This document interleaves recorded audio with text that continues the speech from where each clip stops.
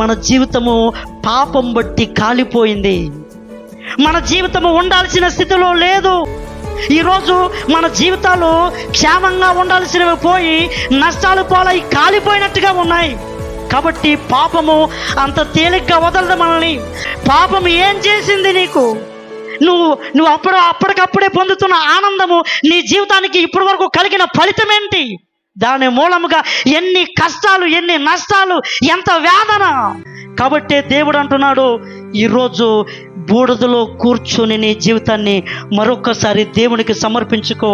నిజంగా మారిపో. ఇక మీదట నువ్వు పాపాన్ని మానుకోవాలి. నీ చర్యలు మారాలి, నీ మాటలు మారాలి. దేవుని బిడ్డలారా, అప్పుడే నీ జీవితము ఊదండగా మార్చేస్తాడంట. చూడండి ఎంత అందముగా, ఎంత ఆకర్షణీయంగా ఉంటుందో.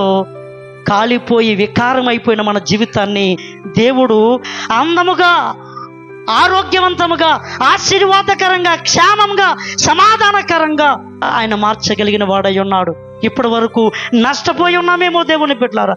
ఇంతకుముందు మన జీవితాలు బాగుండి ఈరోజు మన జీవితాలు పాడైపోయి ఉన్నాయేమో. దానికి దేవుని బిడ్డలారా, దేవుడు చెప్పే సమాధానం ఏంటంటే, నీకు రక్షణ లేదు.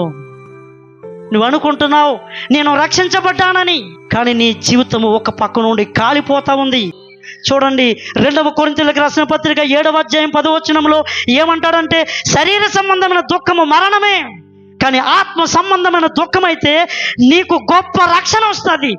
ఈరోజు కష్టం వచ్చిందని దుఃఖాలు మానేసేసి నిజంగా నిత్య జీవం కోసం పశ్చాత్తాపపడి ధన్యులు అంటాడు. చూడండి మత్తయి సువార్త 5వ అధ్యాయము 4వ వచనంలో దేవుడు ఏమంటాడంటే, దుఃఖపడేవారు ధన్యులు. పాపముల విషయమై దుఃఖపడి పరలోకం చేరాలనుకుని దుఃఖపడేవారు ఎవరైతే ఉన్నారో వాళ్ళందరూ కూడా ఆశీర్వదింపబడిన వాళ్ళు.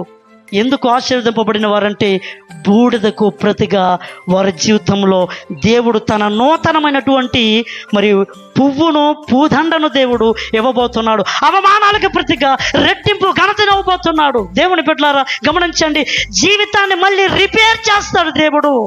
హల్లెలూయా.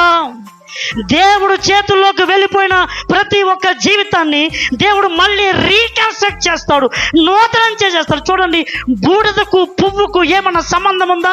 నీ గతానికి నీ దేవుడు మార్చబోయే జీవితానికి ఏ మాత్రం సంబంధం లేకుండా ఒక కొత్త జీవితాన్ని దేవుడు ఇవ్వబోతున్నాడు. చూడండి, ఆయన మట్టిలో నుంచి తిరిగి జీవాధిపతిగా తిరిగి లేచాడు. ఈరోజు మట్టిలోకి వెళ్ళిపోయిన నీ జీవితాన్ని, బూడిదలాగా మారిపోయిన నీ జీవితాన్ని, నష్టపోయి కాలిపోయిన నీ జీవితాన్ని మళ్ళీ గొప్ప నూతనమైనటువంటి జీవితము ఆయన ఇవ్వగలడు. హల్లెలూయా.